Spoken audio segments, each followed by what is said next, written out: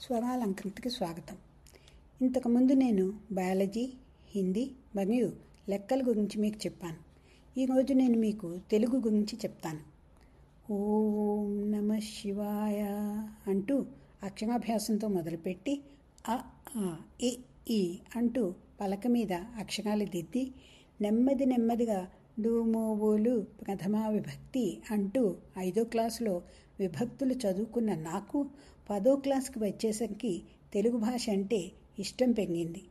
నాన్నగారి ట్రాన్స్ఫర్స్ కారణంగా ఎన్నో ఊళ్ళు తిరిగి 10వ క్లాస్కి నిడదవోలు హై స్కూల్లో చేరాను. అక్కడ నేను అలంకారాలు, సందులు, సమాసాలు, ఛందస్సు నేర్చుకున్నాను. మా తెలుగు మాస్టర్ మాకు ఛందస్సు బాగా నేర్పించారు. ఆటబెల్లది, తేటగీతి లాంటి చిన్న పద్యాలు రాయడం నేర్పించి ఆ పద్యాలు రాయటానికి మమ్మల్ని చాలా ప్రోత్సహించేవారు. అలా కొన్ని పద్యాలు కూడా రాశాం. ఒకసారి మా తెలుగు మాస్టర్ మాకు భావ సౌందర్యంలో చిన్న పరీక్ష పెట్టారు. నా స్నేహితురాలు నాగమణి మా తెలుగు మాస్టర్ దగ్గరికి వెళ్ళి, మాస్టరు, మీరు నా భావ సౌందర్యానికి తక్కువ మార్కులు వేసి భారతి భావ సౌందర్యానికి ఎక్కువ మార్కులు వేశారు అంది. కంగారులో బాకి ఒత్తు పెట్టలేదు. అప్పుడు మా మాస్టర్, నీ భావ సౌందర్యానికి నేనెందుకు మార్కులు వేయాలమ్మా అంటూ గట్టిగా నవ్వారు. అందరం సరదాగా నవ్వేశాం. అలా ఎంతో సరదాగా తెలుగు క్లాసు జరిగేది. అలా 10వ క్లాస్ చదువుతున్నప్పుడే మా స్కూల్ మ్యాగజైన్కి ఒక కథ రాశాను నేను. అచ్చులో నా కథ చూసుకుని ఎంత ఆనందపడ్డానో. ఆ తర్వాత డిగ్రీలో ఉండగా మాకు మలయవాసిని గారిని ఒక తెలుగు లెక్చరర్ ఉండేవారు. ఆవిడ కాలేజీలో చేరిన 2వ రోజే మాకు టెస్ట్ ఆ తర్వాత రోజే పెడతానన్నారు. నేను ఆవిడ దగ్గరికి వెళ్ళి నేను రేపు టెస్ట్ రాయలేనని చెప్పాను. అంతకుముందు మా పెద్దన్నయ్య పెళ్ళని ఒక వారం రోజులు నేను కాలేజీకి వెళ్ళలేదు. అదే విషయం చెప్పి టెస్ట్ రాయలేనన్నాను. ఆవిడ ఒప్పుకోలేదు. నీకు ఎంత వస్తే అంత రాయి, చూస్తాను అన్నారు నవ్వుతూ. మర్నాడు 2 ప్రశ్నలు ఇచ్చి ఏదో ఒకటి రాయమంటే నేను నాగానందంలో జీమూత వాహనుడి గురించి రాశాను. ఆవిడ బాగా రాసావు భారతి అనగానే అదొక ఆనందం. అప్పుడే మా కాలేజీ మ్యాగజైన్కి ఒక కథ రాశాను. మళ్ళీ అన్ని రోజులకి నా కథ అచ్చులో చూసుకుని ఆనందపడిపోయాను. మా నాన్నగారు కూడా ఆ కథ చదివి చాలా మెచ్చుకున్నారు.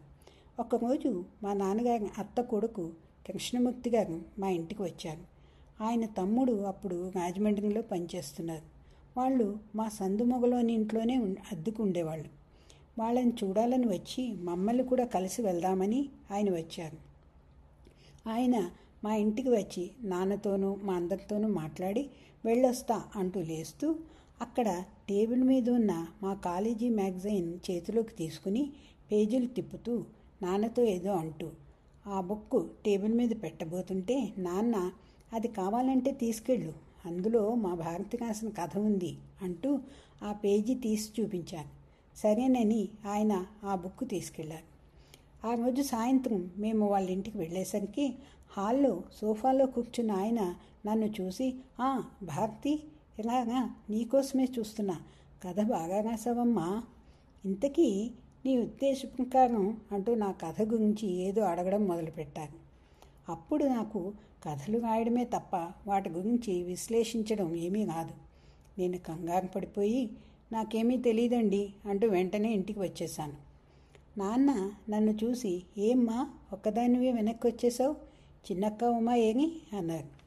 ఇప్పుడు వచ్చిన మామయ్య గారు నా కథ చదివాక నన్ను ఏమేమో అడుగుతుంటే భయమేసి వచ్చేసాను అన్నాను.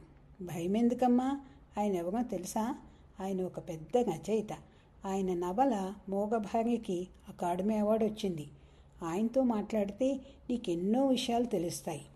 అలాంటి ఆయన నీ కథను మెచ్చుకున్నారంటే గొప్పే అన్నారు నాన్న. నాకేమీ తెలియదు నాన్న, అందుకే వచ్చేసాను అంటూ లోపలికి వెళ్ళిపోయాను. మళ్ళీ ఆయనని కలవనే లేదు. ఈ మధ్య మళ్ళీ కథలు రాయటం మొదలుపెట్టాక ఇప్పుడు అయ్యో, అప్పుడు ఆయనతో సరిగ్గా మాట్లాడుకుంటే ఎన్నో విషయాలు తెలిసి ఉండేవి కదా అని అనిపిస్తుంది.